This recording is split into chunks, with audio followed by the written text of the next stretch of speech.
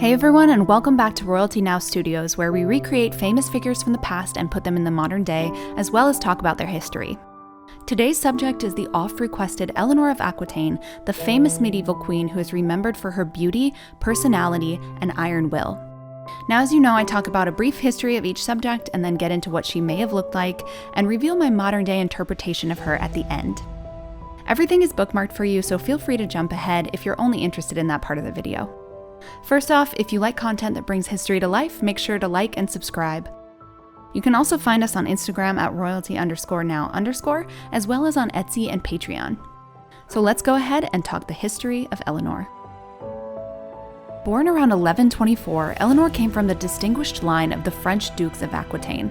She was the daughter of William X, who died when she was a teenager, leaving her the heiress to one of the greatest inheritances in all of Europe, which included the control of her native territory of Aquitaine.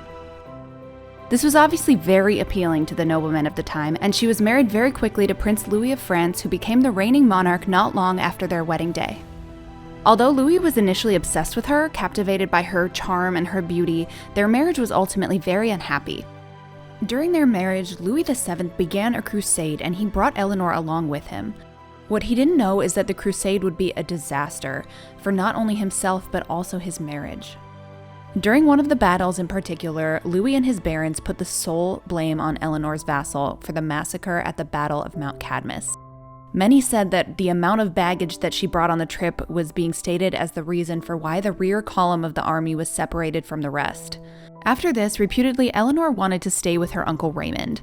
Now, this is where some interesting rumors come into play, and they state that Eleanor had an extramarital affair with her own uncle. And this isn't really backed up by historical sources, but it began these rumors that Eleanor was an unfaithful wife. Eleanor eventually brought up the matter of consanguinity, which is the fact that her and her husband, King Louis, were perhaps too closely related. So she's essentially floating the idea of some sort of annulment from Louis. They're just so unhappy at this point. And consanguinity was grounds for an annulment in the medieval period. But rather than allowing her to stay, Louis took Eleanor from Antioch against her will, leaving her humiliated and removing any love left between them in the marriage, if any was left at all. King Louis ultimately failed this crusade and realized that his marriage had failed as well.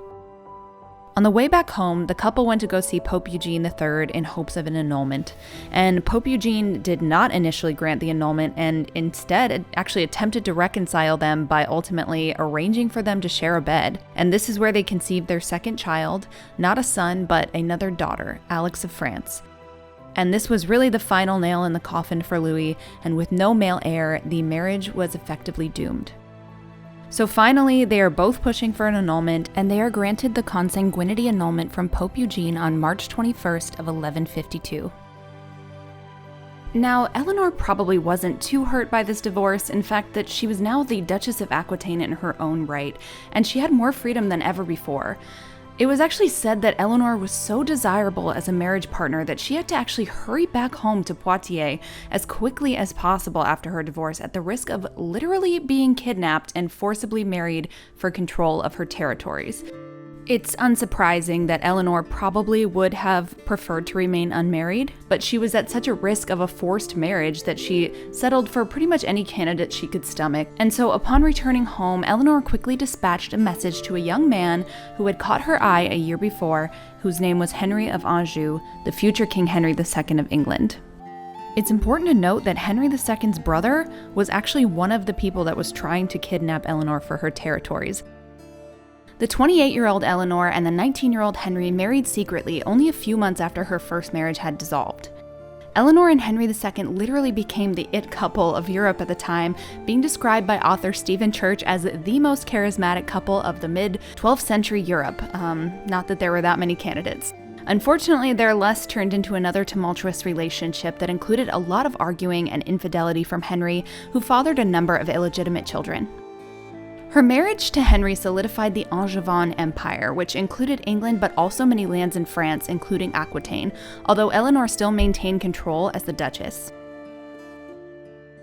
Eleanor and Henry go on to have 8 additional children in addition to the 2 daughters that she already had by Louis, and her children actually include really famous figures like King John, who is known as Bad King John, and Richard the Lionheart of England.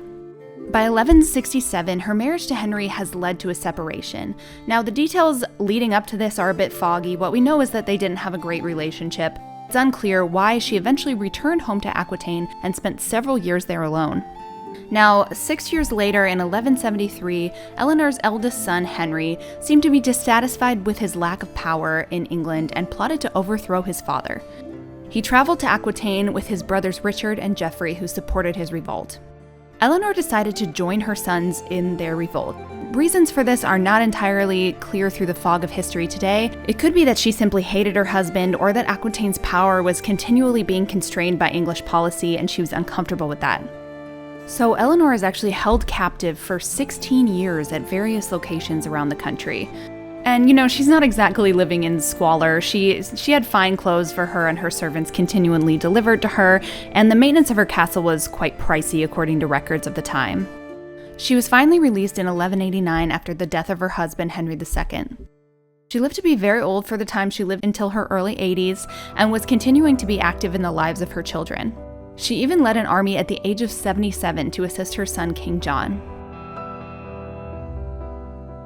Eleanor died in 1204 and was laid to rest at Fontevraud Abbey next to Henry II.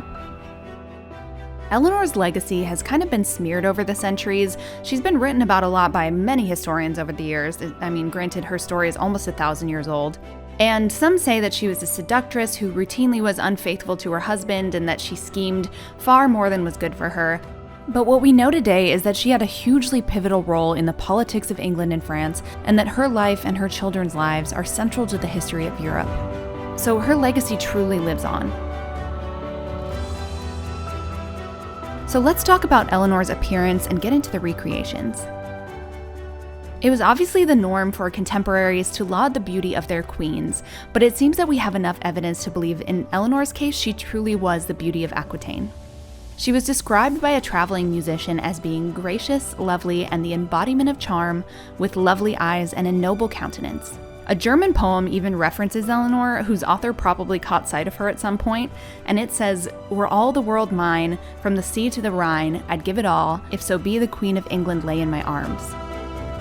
Now, unfortunately, we don't have any true images of Eleanor. She lived before the time that super accurate portraits of rulers were really painted, or they really cared about that sort of thing. There are many later romantic images of Eleanor that we all know from popular history, but there's no way they can be accurate because the artist simply didn't see her. And they didn't see probably a painting of her either because likely one was never made. The closest thing that we probably have to Eleanor's likeness is her tomb effigy from Fontevraud Abbey. It shows her as a tall, thin woman with long and somewhat sharp features. I have read a source that said that Eleanor had a hand in designing her own effigy, so that could be true. I'm not sure if that's accurate though.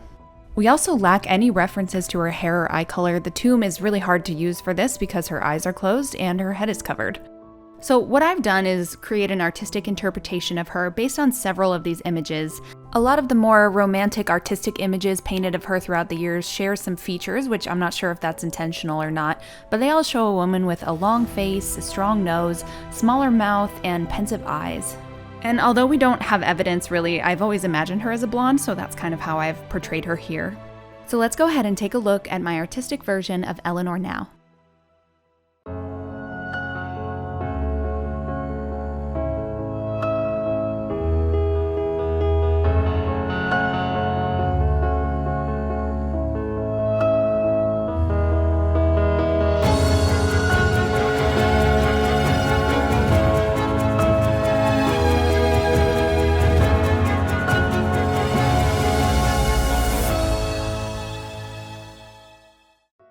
Alright, so what do you guys think about this interpretation of Eleanor? I have always imagined her looking just like this in my head, but I'm curious if anybody had any specific images of her in your head that you thought that was what Eleanor would look like. This is the point where I also want to give a nod to something really fun I've been working on, and that is a candle collaboration with Clio Global, which is a luxury candle company that tries to recreate the sense of history. So you guys know that I love anything that brings history to life. I think scents are just so nostalgic and can be such a great window to the past. So we actually worked together to curate a candle for this Eleanor recreation, using her home as the inspiration. The candle scent is based on what could have been reasonably found in Eleanor's private quarters, maybe some scents that she would have smelled during her lifetime. Rushes were really commonly used on the floors of castles at the time, and they would have provided this sweet, warm, earthy scent to the castle rooms.